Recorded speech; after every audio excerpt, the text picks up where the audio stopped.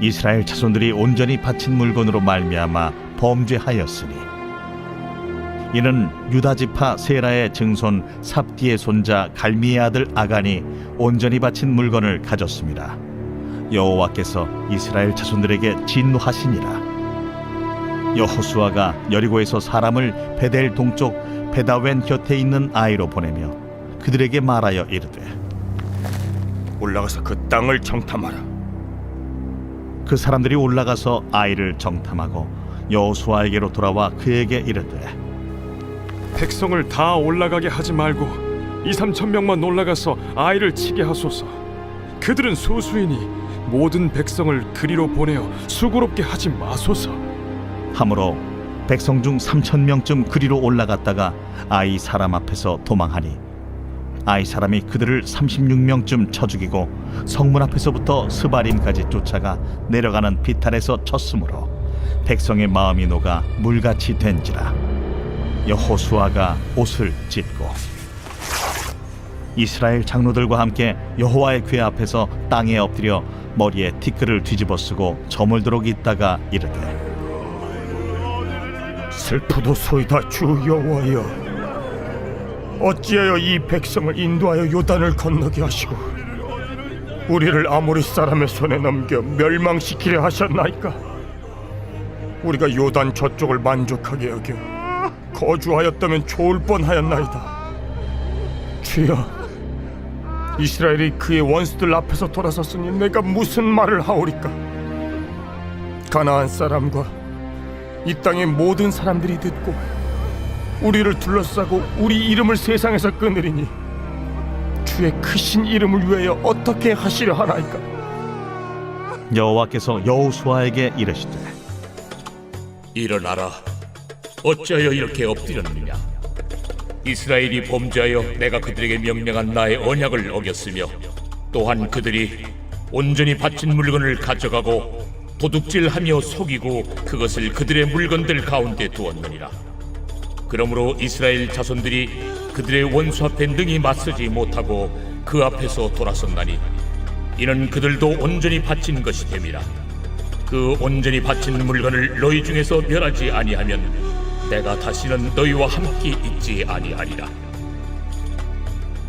너는 일어나서 백성을 거룩하게 하여 이르기를 너희는 내 일을 위하여 스스로 거룩하게 하라. 이스라엘의 하나님 여호와의 말씀에 이스라엘아, 너희 가운데 온전히 바친 물건이 있나니 너희가 그 온전히 바친 물건을 너희 가운데서 제하기까지는 내 원수들 앞에 능히 맞서지 못하리라. 너희는 아침에 너희의 지파대로 가까이 나오라.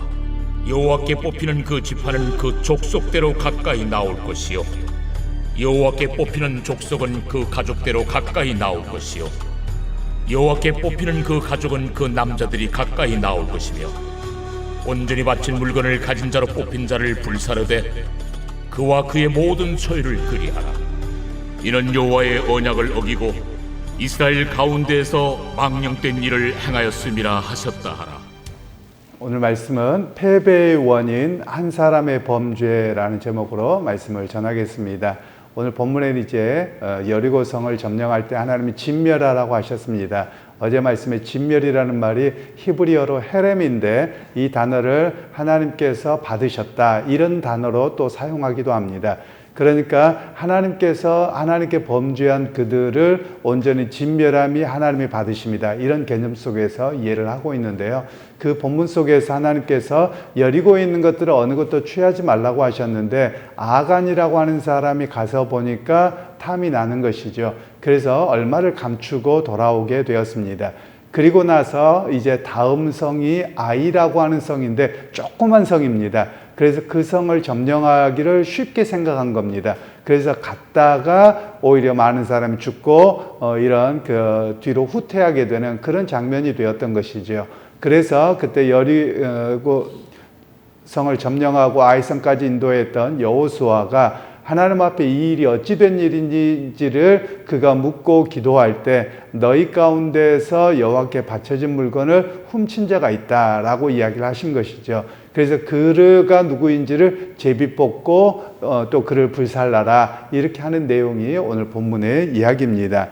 그러면 하나님께서 왜 이렇게 하시는가, 또 오늘 우리 교회 모습은 어떠해야 되는가를 좀 깊이 생각할 필요가 있겠는데요. 결국 하나님께서는 이렇게 하시는 이유가 공동체 안에서 죄를 가볍게 여겨서는 안 된다는 겁니다. 특별히 이스라엘 백성들이 출애굽해서 가나안을 걸어가는 과정에서 가장 큰 문제가 뭐였냐면 한두 사람의 범죄가 독버섯처럼 영향을 미치는 겁니다. 그래서 이스라엘 백성들의 출애굽 1세대가 전부 다 광야에서 사망했습니다. 원망과 불평이었고 그것이 죄악의 모습이었거든요. 그래서 하나님께서는 새로운 세대로 하여금 그 과거와 단절하고 하나님의 말씀만 의지하고 살아가는 그런 하나님의 군대로 부르셨거든요. 그런데도 불구하고 이 아간이 부모 세대의 죄악을 그대로 행했던 것이죠. 그래서 하나님께서는 이 공동체 안에서 이 죄악이 독버섯처럼 영향을 미치지 못하도록 단죄하도록 하시는 그런 내용이 오늘 본문의 이야기입니다. 그러면서 오늘 여기서 죄가 무엇인가에 대한 이야기를 정의를 합니다. 죄라고 하는 것은 즉 하나님의 말씀을 가볍게 여기는 겁니다. 하나님께서 여호수아를 통해서 군대에게 분명히 명령하셨거든요. 그럼 그 말씀을 그대로 살아야 됩니다. 그대로 행해야 됩니다. 그런데 그 말씀을 가볍게 여겼고, 그리고 두 번째로는 하나님의 판단이 아니라 자기 판단이죠. 자기가 판단해서 이렇게도 괜찮아 라고 하는 것이 바로 죄였다라는 것을 말씀하고 있는 겁니다. 사실 오늘 우리가 깊이 생각해야 됩니다. 우리가 많은 사람들이 하나님 말씀대로 삽니다. 그러는데 어디에서만이냐? 교회당 안에서만입니다. 그리고 하나님의 말씀을 자신에게 절대 적용하지 않습니다. 그래서 계속 교회에서는 갈등이 생기고 문제가 생깁니다. 사람이 성숙하지 않습니다. 그리고 성숙하려고 하지도 않습니다. 그 이유가 뭐냐? 내 기분, 내 감정, 그리고 내가 여태 살아왔던 방식, 그것이 우선이 되어져 있거든요. 그래서 문제라는 겁니다. 그것에서 성숙해야 됩니다. 그 아래서 깨어나와야만 합니다. 예를 들면 우리가 그런 이야기를 하죠. 사람들이 살아가는 가운데는 갈등의 요소가 있을 수 있습니다. 그러면 갈등이 있을 때 주님께서는 뭐라고 말씀하셨냐면, 누가 오른뺨을 때리면 왼뺨도 내주고, 누가 겉옷을 갖고자 하면 속옷도 내주고, 그리고 오리를 가자고 하면 십리를 가라, 이렇게 이야기하셨습니다. 그리고 몇 번이나 용서해 줘야 됩니까? 70번씩, 7번을 70번씩이라도 용서해 줘라, 이렇게 말씀을 하셨거든요. 그러면 이 이야기는 끝없는 용서거든요. 그리고 또 주님께서는 요한복음에 너희가 서로 사랑하면 내 제자인 줄 알리라, 이렇게까지 말씀하셨거든요. 그런데 우리는 사랑하지 않습니다. 용서하지 않습니다. 나한테 조금만 하나 불편하면 너 끝까지 어떤가 봐라, 이러고 살고 있거든요. 이게 죄라는 겁니다. 여러분 혹시 그런 마음이 들면 회개하십시오. 그리고 변화하려고 노력하십시오. 그리고 내가 기도하는 이유가 뭡니까? 기도라고 하는 것은 내가 원하는 것을 달라고만 하는 기도는 기독교적인 기도가 아닙니다. 물론 그런 기도의 요소도 있죠. 달라고 요청하는 기도도 있지만, 그러나 더 많은 기도는 어떻게 해야 되느냐? 내가 말씀대로 살지 못합니다. 그래서 주님, 나의 연약함을 용서하시고 나를 훈련시키시고 내가 그리스도를 닮아가기를 원합니다. 이게 바로 기도의 본질이거든요. 그런데 우리는 뭐만 하냐? 내가 원하는 거 달라고만 하는 기도입니다. 나의 성숙은 없습니다. 내가 그리스도를 닮아가면 없습니다. 그러면 그 신앙은 바로 그냥 자기를 정당화하기밖에 안 하는 그런 신앙이 우리의 모습이라는 겁니다. 그래서 여러분, 말씀에 저촉되면 다 죄입니다. 하나님 말씀에 저촉되면 자기를 어떤 뭐라고 할까요? 정당화할 것이 아니라 죄라는 것을 분명히 인식하고 하나님 앞에 내가 어떻게 살아갈까요? 내가 이제는 결단하고 그런 삶을 살아가지 않겠습니다라고 훈련하고 그 말씀을 쫓아가는 것, 바로 그것이 그리스도인의 신앙생활이라고 할 수 있는 것입니다. 그리고 나서 이 아이성의 패배의 원인이 밝혀집니다. 하나님께서 말씀하시기를 너희 가운데서 여리고성에서 하나님 앞에 바쳐진 물건을 숨긴 자가 있다라고 이야기를 하셔서 그 사람이 아간이었다는 것이 이제 드러나게 되는 그런 이야기입니다. 그러면서 오늘 이 본문에서 이야기를 뭐냐, 하나님께 드려져야 될 것을 훔치는 것이 죄였다라고 또 이야기를 합니다. 그러면 하나님께 바쳐진다는 것이 우리는 꼭 헌금만을 생각하는 것 같은데요, 그것만이 아닙니다. 오늘 하나님께서 여리고성을 진멸하는데 그게 하나님께 드려진 거라는 겁니다. 그러면 하나님의 말씀을 그대로 행하는 것이 하나님께 드리는 것이라는 겁니다.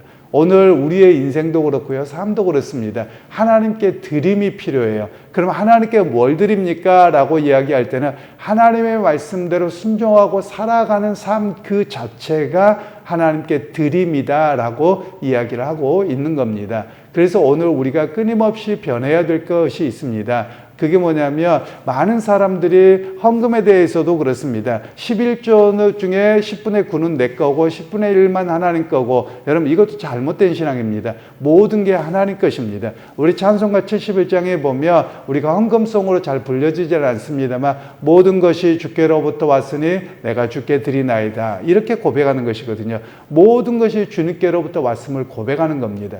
그러면 어떤 분들은 이렇게 이야기하는 사람들도 있어요. 내가 열심히 일하고 노력했는데 왜요? 라고 할 수 있는데, 내가 열심히 일하는 것은 내 몫이고, 그리고 그럼에도 불구하고 하나님께서 때를 따라 공급하셨으면 고백하는 것이 그리스도인의 신앙이요, 바로 하나님을 의지하고 믿고 사는 사람들의 고백이라고 하는 것입니다. 여러분, 일해야 되는 것은 내 몫이십니다.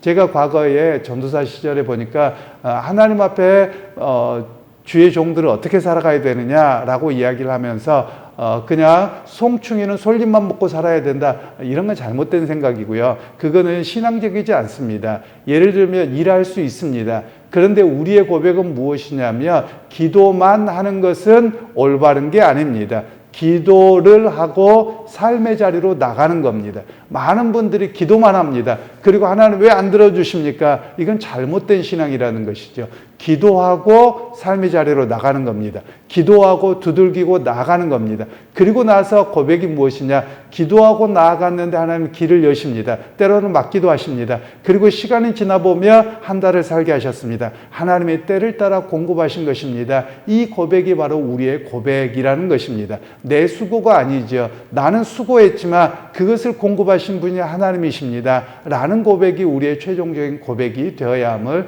이야기하고 있는 것입니다. 그래서 오늘 사실 교회 안에서 어려움이 많습니다. 한국 교회는 7이라고 하는 그 권위를 잃어버렸습니다. 지금 무슨 이야기냐면 7이 그러면 사람을 혼내고 쫓아낸다 이것만 생각하는데요. 그런 개념이 아니라 교회 안에서 덕을 세우지 못하고 죄악을 행하고 다툼이 생기며 당회에서 그 사람을 불러다가 견책, 즉 다시는 그렇게 하지 말라고 이렇게 할 수도 있는 것이고요. 그리고 성찬을 중지할 수도 있는 것이고, 그리고 또 그 사람의 어떤 교회의 여러 가지 직분들을 스톱하게 할 수도 있습니다. 그리고 그래도 안 들으면 출교를 합니다. 출교라는 말은 당신은 그리스도인이 아닙니다라고 해서 내쫓는 것을 출교라고 이야기합니다. 한국교회는 이런 개념이 안 하고 있습니다. 그래서 종교개혁자 칼빈이 이야기했을 때 교회의 됨이 무엇이냐? 교회의 표지라고 이야기합니다. 교회는 세 가지가 있어야 된다. 하나는 바른 하나님의 말씀의 선포, 그리고 바른 성례의 집행, 즉 성례라고 하는 것은 세례와 성찬식을 이야기합니다. 그리고 세 번째는 7일을 이야기합니다. 근데 한국교회는 이 세 번째를 전혀 하지 못해요. 그래서 교회다운 모습이 잘 없다라는 겁니다. 한국교회라는 말은 작은 교회나 큰 교회나 다 마찬가지입니다. 제가 대학 시절에 고등학교 때부터 다녔던 교회에서 목사님께서 3년을 가르치셨습니다. 그리고 교회의 7일을 시행하겠다라고 이야기를 했는데 그렇게 하자고 한 사람 중에서 제일 먼저 뛰쳐나가 버리더라고요. 왜냐하면 본인이 해당되니까 나가버리는 겁니다. 다른 사람에 대해서는 그렇게 해야 된다고 이야기합니다. 그러나 본인이 그렇게 하지 못했을 때 그에게 7일을 하려고 합니다. 예를 들면 어떤 그 중직자가 장로님이 됐든 권사님이 됐든 안수집사님이 됐든 주의를 범합니다. 주의를 지키지 않습니다. 정당한 사유가 없습니다. 그러면 분명히 권징을 당하고 7일을 당해야 되거든요. 그런데 장로 후보생이 그런 일을 했을 때 교회에서 장로에 세울 수 없습니다라고 할 때 뛰쳐나가 버리더라고요. 다른 사람에 대해서는 그렇게 해야 된다고 그렇게 말하던 사람이 그렇게 하더라라는 겁니다. 여러분 이게 뭐냐면 한국 사람은 남들에게 우세스럽다고 생각합니다. 그런데 오히려 교회됨이라고 회복하려면 사실 많이 해야 될 일이죠. 제가 독일에서 유학할 때 독일의 그 교회당을 가봤습니다. 그런데 7일을 어떻게 하는가 봤더니 몇 개 이렇게 교회당 입구에 마네킹을 하나 세워놓고 거기에 뭘 해놨어요. 그래서 저게 뭐냐라고 물어보았더니 하나는 십자가 목걸이인데 엄청 무겁습니다. 그래서 저게 뭡니까? 그랬더니 하는 이야기가 어떤 사람이 죄를 짓고 그냥 너무 사람들 속이고 이렇게 하면 십자가 목걸이를 걸고 예배당에 서 있게 했답니다. 너무 무거워서 힘들어도 벌을 줬다는 거예요. 그리고 또 어떤 사람에게는 보니까 혓바닥을 끄집어내 가지고 이렇게 묶어 놓는 장치가 있더라고요. 그래서 저게 뭐냐라고 이야기했더니 말을 이래저래 옮겨서 분란을 일으키는 사람은 그 사람을 교회당 앞에다가 혀를 뽑아 가지고 묶어 놓고 그 사람에게 있게 했다라고 이야기를 하더라고요. 과거에는 그렇게까지 교회 안에서 권징을 즉 7일을 행했다라는 겁니다. 그러니까 얼마나 교회 앞에 믿음 생활을 바르게 해야 되는가, 사람의 관계에서 바르게 살아야 되는가, 이런 것들을 이렇게 경고 삼아서 변화가 있었다는 거예요. 그런데 오늘날 우리 한국 교회는 그러지 않습니다. 그러다 보니까 교회됨의 순수성을 잃어버리고 있는 것이 사실 우리의 모습이라고 할 수 있는 것이죠. 오늘 성경을 통해서는 그런 이야기를 하는 겁니다. 하나님께서 왜 아간의 범죄, 한국 사람 같으면 그럴 거예요. 아니 너도 알고 나도 알고 그거 내가 꼭 나 혼자 먹고자 하는 거냐, 우리를 위해서 한 거니까 그냥 넘어가자. 그러면 대부분이 맞아 은혜지 이러고 이야기를 할 겁니다. 여러분 이건 은혜가 아닙니다. 불법을 그냥 조장한 겁니다. 하나님 앞에 범죄한 겁니다. 여러분 그런 일들을 행하지 말라는 거예요. 우리가 보통 은혜라는 말을 한국교회가 대표적으로 오용을 합니다. 계속해서 말씀드렸던 것이 은혜는 공의가 없는 은혜는 다 속임수입니다. 왜냐하면 은혜라는 말은 기득권자들의 편에서 그냥 잘못한 것을 넘어가자 이런 의미로 은혜를 쓰고 있거든요. 여러분 그건 은혜가 아닙니다. 은혜라는 것은 하나님의 공의가 세워지고 그 공의의 십자가의 그 피 흘리심을 우리에게 덮어주신 것, 이게 은혜입니다. 동전의 양면입니다. 그래서 공의가 세워지지 않고 은혜는 없다. 공의가 세워지지 않은 은혜는 가짜다라는 사실을 분명히 인식해야 됩니다. 그래서 우리가 쉽게 쓰는 말들을 쓰지 않으셔야 됩니다. 어떤 일들이 옳고 그름을 따질 때 은혜로 합시다. 아니요, 그건 은혜로 아니고 불법을 그대로 놓아두자. 죄악을 그대로 눈감아주자. 이런 의미입니다. 그래서 그런 단어를 쓰지 않으셔야만 합니다. 오늘 우리가 공의는 세우고 그 공의에 따라서 옳고 그름은 판별하고 그 사람이 회개하면 그 사람에게 은혜를 베푸는 겁니다. 회개하지 않는데 은혜를 베푼다? 그런 건 성경적이지 않습니다. 그것은 아주 죄악을 조장하는 그런 모습이라는 사실을 우리가 기억할 필요가 있습니다. 그래서 오늘 성경에서는 이 아간이라고 하는 사람을 일벌백계합니다. 왜냐하면 다시는 이런 죄악을 범하지 않도록 이스라엘 백성들에게 경고를 하고 또 하나님의 말씀을 따라 순종함이 무엇인지를 분명하게 세우는 일이 이 아간의 범죄에 대한 이야기라는 것입니다. 그러게 여러분 오늘 우리가 기억하십시다. 내가 하나님 앞에 신앙생활할 때 그냥 은혜가 좋다 이렇게 하는 것이 아니라 내가 올바름으로 서기 원합니다. 말씀 앞에서 올바르게 서고 그 가운데에서 주님 앞에 참 믿음의 사람으로 말씀을 쫓아 온전히 서기를 원합니다. 이 고백이 우리 고백이 되어야만 할 것입니다. 그래서 우리의 신앙의 기준은 하나님의 말씀이지 우리의 상황이 아니라는 겁니다. 상황은 그 다음의 문제고 하나님의 말씀을 먼저 성실하게 살아가고 애쓰고자 하는 그 신앙이 하나님이 기뻐하시는 신앙이다라는 사실을 기억하시기를 바랍니다. 그래서 여러분 오늘 하루의 삶 속에서도 하나님 말씀대로 우리의 삶을 온전히 드리고 그 말씀을 쫓아 그리스도를 닮아가고 또한 하나님의 거룩한 백성으로 오늘 또 결단하고 세상의 삶으로 나가는 그런 우리 모두가 되기를 주님의 이름으로 축원합니다. 하나님 오늘 또 주의 말씀을 따라서 아간의 범죄가 작은 것처럼 보이고 그냥 몇 사람을 위하는 것처럼 보이지만 또 때로는 모든 것을 진멸하기에 아까워 보이는 것이 사실이지만 그러나 하나님의 말씀은 진멸하라고 하셨습니다. 그러면 그 말씀을 따르는 것이 순종함이고 그 말씀을 따름이 하나님의 백성이요 나라로 사는 것임을 우리에게 말씀하셨습니다. 하나님 오늘 우리도 너무 많은 핑계를 대고 또 그럴 수밖에 없다라고 이야기하는 그런 나만의 해석과 나의 어떤 것의 모습으로 사는 것이 아니라 주의 말씀이기에 내가 그렇게 살아보겠습니다. 주의 말씀이기 때문에 그 명령을 따라 삽니다. 이런 고백이 우리의 고백이 되게 하옵소서. 그래서 세상 가운데서 거룩한 백성이여 하나님의 나라로 살아가는 우리 모두가 되게 하옵소서. 예수님의 이름으로 기도하옵나이다. 아멘.